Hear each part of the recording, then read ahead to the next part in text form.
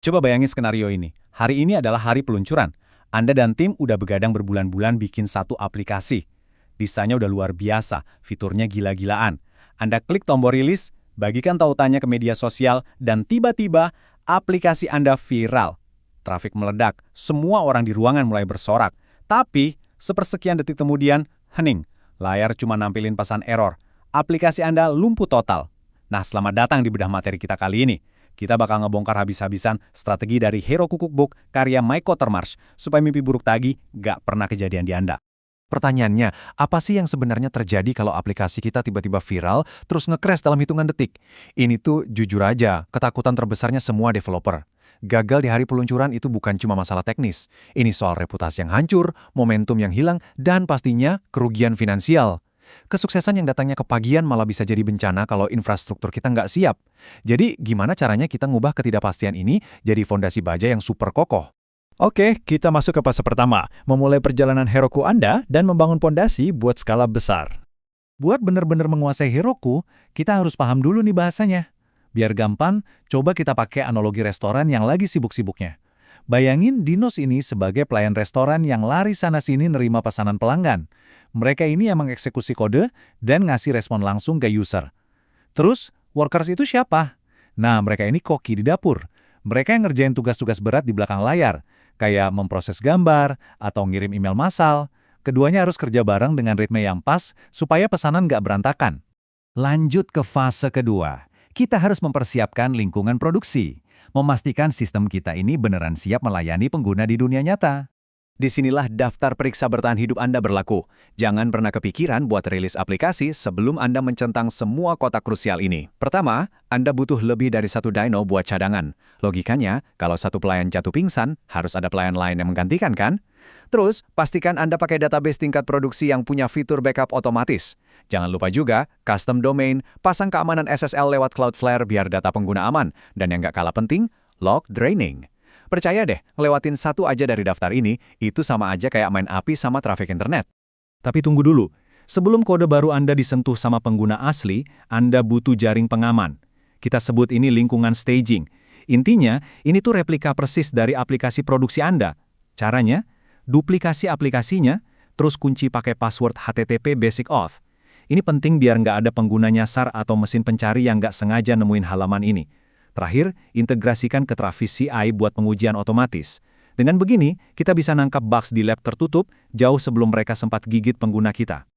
Sekarang kita masuk ke fase ketiga, pemantauan dan deteksi dini. Ini soal gimana kita menjaga kesehatan aplikasi dari balik layar. Kalau Anda cuma mengandalkan sistem log bawaan Heroku, siap-siap aja gigit jari. Kenapa? Karena logplex bawaannya itu cuma nyimpen 1.500 baris log terakhir. Bayangin, pas aplikasi Anda lagi diserbu ribuan orang, 1.500 baris itu bakal menguap dalam hitungan detik. Makanya, pakai layanan pihak ketiga kayak Logentries atau Papertrail itu bukan lagi opsional, tapi taktik bertahan hidup yang wajib. Pas aplikasi Anda hancur di jam 3 pagi, log riwayat inilah satu-satunya saksi mata yang bisa menyelamatkan Anda. Nah, dari log yang udah tersimpan tadi, kita bisa melihat kesehatan server lewat kode respons HTTP. Kalau muncul kode 200, oke, aman, semuanya sukses. Tapi yang kita cari justru anomalinya. Kalau tiba-tiba banyak kode 404, berarti ada tautan yang mati. Dan ini jelas bikin pengguna frustrasi. Terus gimana kalau kode 500? Wah, ini bendera merah mutlak. Ini ibarat kiamat kecil di server Anda. Dengan mendeteksi kode 500 lebih awal, Anda bisa langsung memadamkan apinya sebelum pengguna kabur ke aplikasi sebelah. Masuk ke fase keempat, uji beban tahan banting. Di sini kita bakal mensimulasikan badai trafik ke server. Daripada nunggu pengguna asli yang merobohkan aplikasi kita, kenapa nggak kita siksa sendiri aja duluan? Kita latihan ala militer nih. Mulai dari yang ringan pakai Siege buat menembakkan permintaan HTTP serentak langsung dari laptop. Terus, naik level pakai Blitz.io buat simulasi serangan supermasif dari cloud. Nah, bos terakhirnya itu Load Impact. Alat ini bisa meniru kelakuan manusia beneran. Misalnya 90% orang cuma lihat-lihat halaman depan, sementara 10%-nya lagi asyik melakukan proses checkout. Dari sini kita bakal dapat data super akurat di mana letak kelemahan sistem kita. Dari tes sadis tadi, biasanya yang pertama kali tersedak itu adalah database. Aplikasi tanpa cache itu bakal memeras database setiap kali ada yang buka halaman. Lama-lama databasenya kelelahan dan leletnya minta ampun. Solusinya gimana? Pasang cache di memori pakai Memcache atau Redis. Coba anggap cache ini sebagai ingatan jangka pendek aplikasi Anda. Hasil query data yang berat disimpan di situ. Pas ada pengguna lain minta data yang sama, bam! Datanya langsung disajikan secepat kilat, tanpa perlu repot-repot menyentuh database sama sekali. Fase kelima, waktunya ngomongin optimasi performa super cepat. Tempat kita menyetel mesin web server. Anda tahu nggak, memilih arsitektur server yang pas itu bisa jadi penentu hidup dan matinya aplikasi loh. Ada yang namanya Unicorn, dia pakai sistem berbasis proses.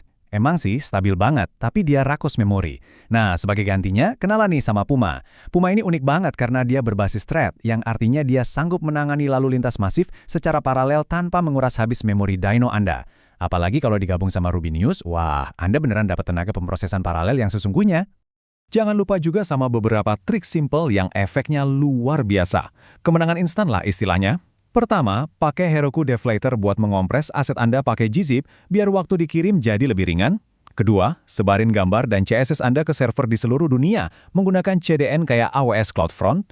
Dan yang ketiga, ini sangat penting, hentikan proses yang menggantung pakai rec.timeout. Jangan sampai satu pengguna dengan koneksi internet lemot malah menyandera dan bikin lambat seluruh server Anda. Fase keenam, mengelola jantung aplikasi Anda. Kita masuk ke ranah manajemen database tingkat lanjut. Semua optimasi keren tadi bakal percuma kalau database-nya hancur berantakan. Buat melindungi database utama dari beban berlebih, kita harus bagi-bagi tugas. Pertama, kita bikin replikanya, namanya follower database, yang tugasnya cuma buat dibaca aja. Terus, pakai alat bantu kayak Octopus Game, kita arahkan semua urusan baca data, kayak ngecek daftar produk, ke database follower ini.